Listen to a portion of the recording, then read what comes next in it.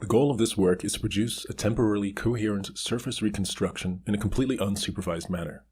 The colored squares on the reconstruction visualize our method's inferred correspondence between different frames in the sequence. Note how a semantically meaningful region, such as the rear left leg of the cat, remains in correspondence across the sequence. Given as input a sequence of point clouds representing a shape moving over time, we aim to reconstruct one surface from each point cloud to get a sequence of surfaces. Besides yielding precise geometric reconstruction, our reconstruction is temporally coherent, meaning that the surfaces have a meaningful correspondence between them, with semantically corresponding points matching each other across the surfaces. Our method is completely unsupervised and does not use any training data with known correspondences, nor assumes any prior regarding the shape to reconstruct. We found that the temporal coherence leads both to better correspondences as well as purely better reconstructions.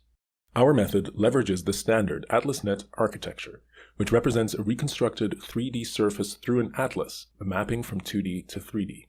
Specifically, an input point cloud is first encoded using a PointNet encoder to produce a latent code. Then, 2D points are sampled from a square in UV space and passed together with the latent code through the decoder, mapping to a point on the 3D surface. We use the AtlasNet framework to define correspondences between the surfaces, and require that each point in UV space is mapped to semantically consistent locations in the reconstruction.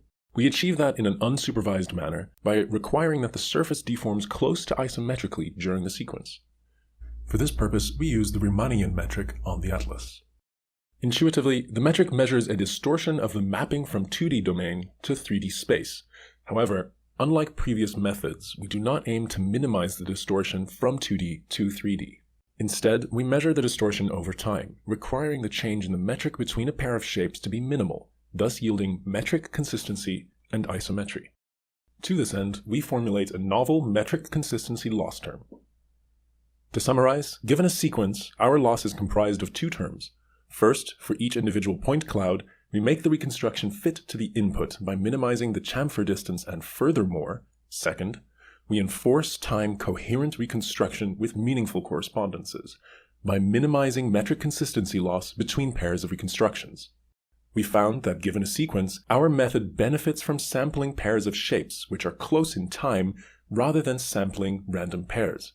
Please refer to the text of the paper for more details.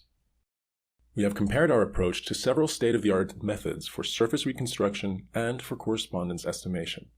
AtlasNet and differential surface reconstruction also follow the atlas-based approach, while cycle-consistent deformation is based on consistently deforming one point cloud to another. Note, CycleCon does not produce a surface reconstruction, and hence we don't show it. We show the results in terms or reconstructions using the same texture for all the methods, and in terms of the correspondence on the ground truth mesh, where the error is visualized with red color. The visual tracking of a given colored square over the sequence reveals how temporally coherent a given method is. For instance, note how the reconstructed surface flickers when AtlasNet is used, in contrast to our method. Furthermore, note how our method exhibits almost no red color in comparison to AtlasNet. Our metric consistency term not only yields temporally coherent correspondences, but also leads to better surface reconstruction compared to the competing surface reconstruction methods. The erroneous reconstructions cause severe correspondence errors for AtlasNet, while CycleCon and DSR completely swap the legs. In the elephant's case, errors are more subtle, but still rather disturbing as they manifest in terms of local surface flickering in case of AtlasNet and DSR. While our method exhibits an error in the area of the left rear leg, it still yields the highest reconstruction and correspondence accuracy.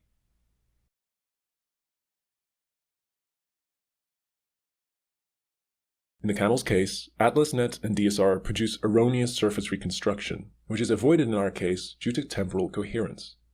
DSR and CycleCon again swap the legs of the camel. Our method's correspondence's accuracy outperforms AtlasNet's by a small margin, while our reconstruction quality is much higher, again showing the temporal coherence also improves the surface reconstruction accuracy. In this very dynamic sequence, AtlasNet, DSR, and CycleCon all swap the legs of the human, while our method remains coherent.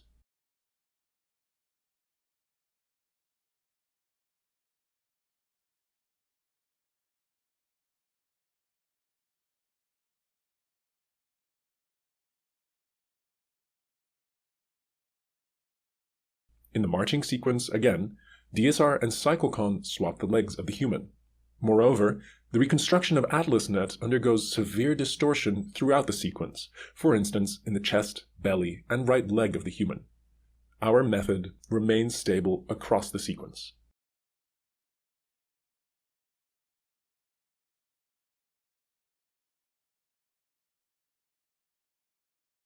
In the running sequence, AtlasNet produces an erroneous reconstruction, which in turn leads to wrong correspondences, while DSR struggles with keeping the surface coherent, for instance, in the thigh area.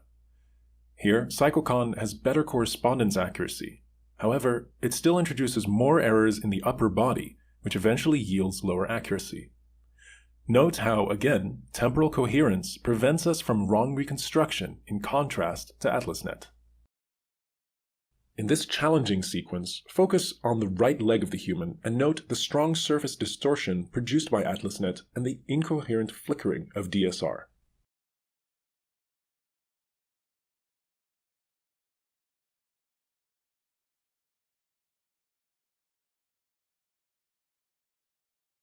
We finish with a severe stress test of the methods, a deflating rubber horse.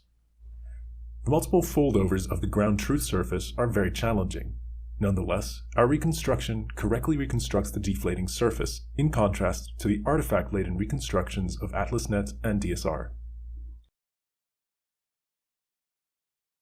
Thank you.